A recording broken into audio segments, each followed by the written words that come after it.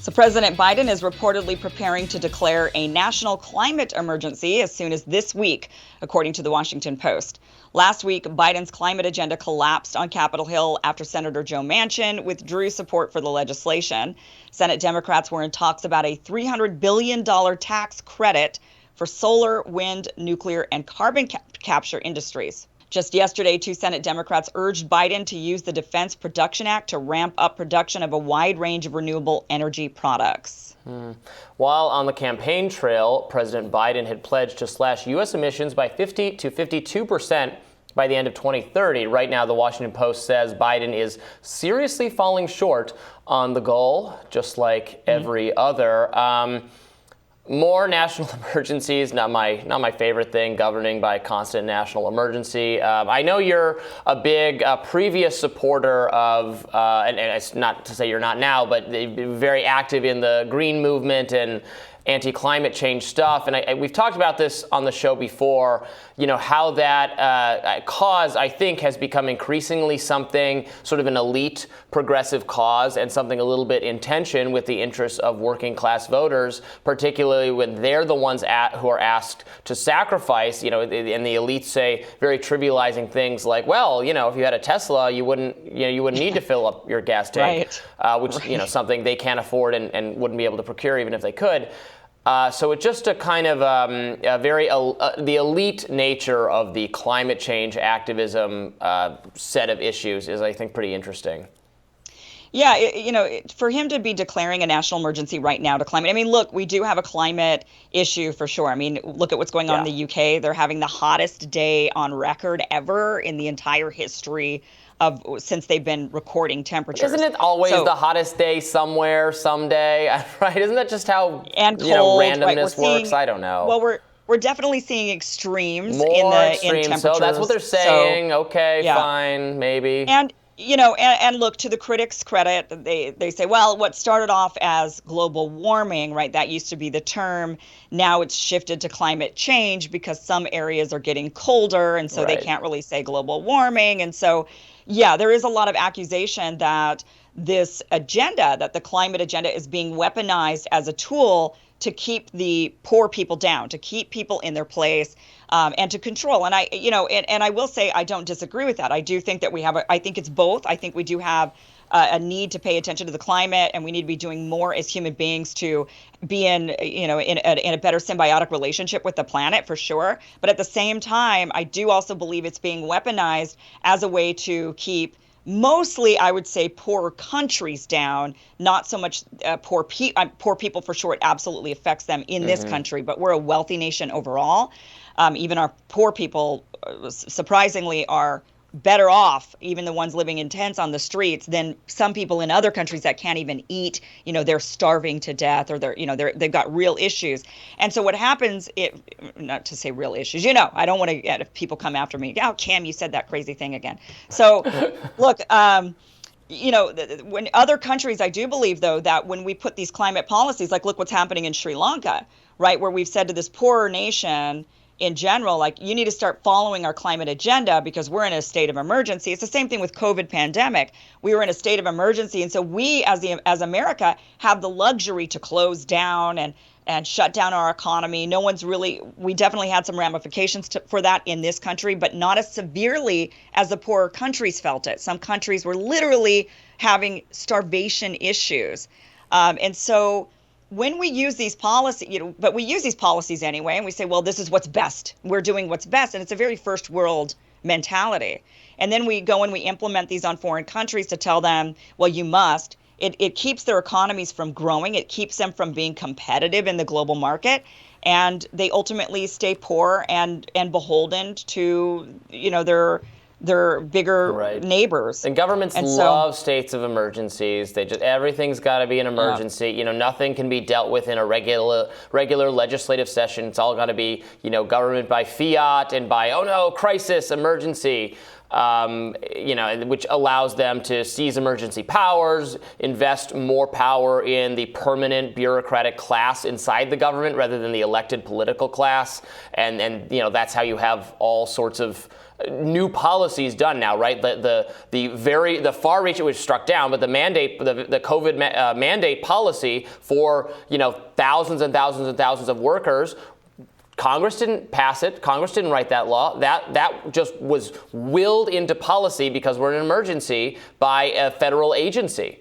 And then it was thankfully struck down by the Supreme Court. But that's why I bristle at, our political system is very broken. We don't have, it's supposed to be you elect legislators, then they come up with the policy, and then if you don't like the policy, you hold them accountable, you vote them out of office. If you do like the policy, then they get returned to office. But our legislators just don't do very much other than, I guess, appear on TV and yell at each other or hold hearings where they yell at other people.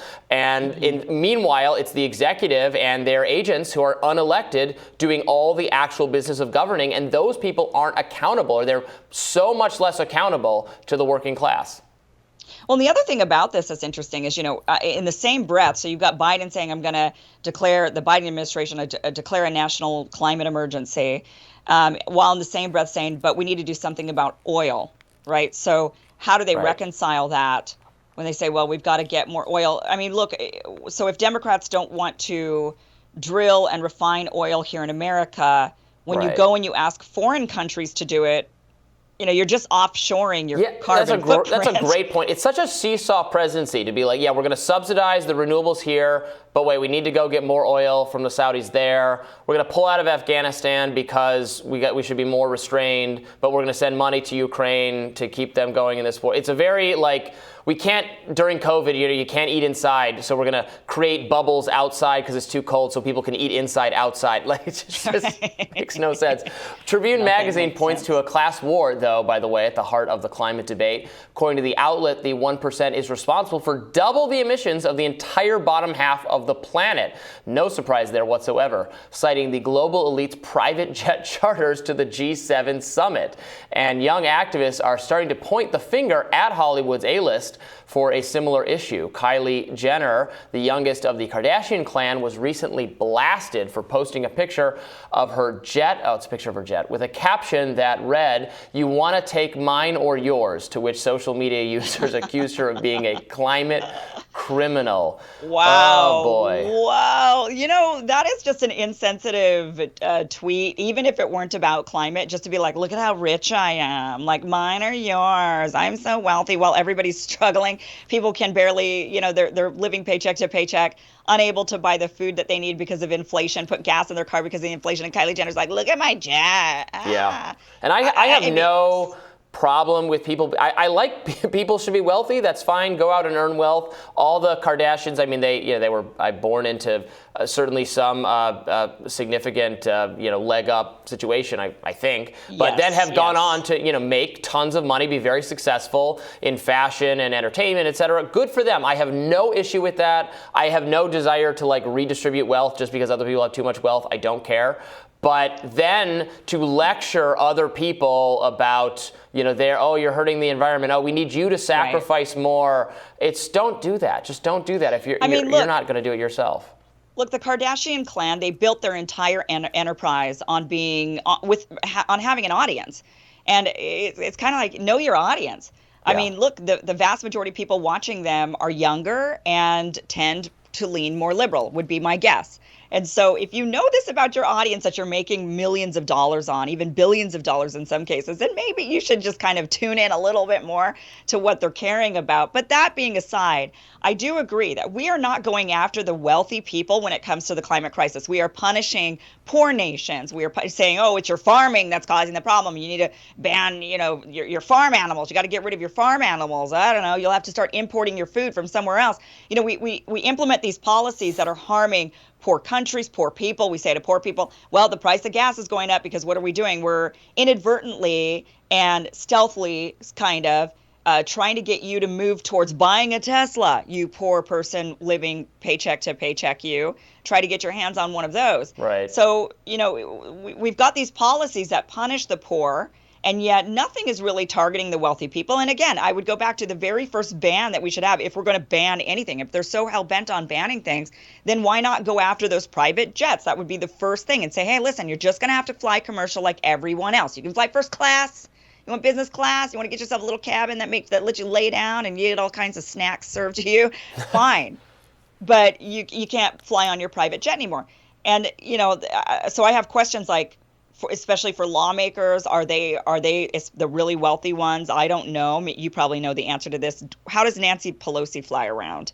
How does Mitch McConnell fly? Like, how do these people fly around? I mean, they fly first back and class. Forth? I don't think. Do you think they fly private? I mean, Nancy certainly has enough money. I don't know. I don't know. I don't know either. I think they do. Maybe they do some of the time, or they have donors who fly them around. They certainly fly. They certainly take normal flights some of the time. I think probably mostly they're just flying, first class. First class. I would hope. I saw. But even then, that's coming back from Vegas. I saw Cory Booker at the airport, so he was flying on the same plane as I was. So was he flying first class or did he fly in coach? I didn't see. But he was on a plane. He was not on a private plane. That's my point. He should be flying coach. He shouldn't be making enough money to be flying. I did not. Class. I remember walking through first class, and I did not see him there. So.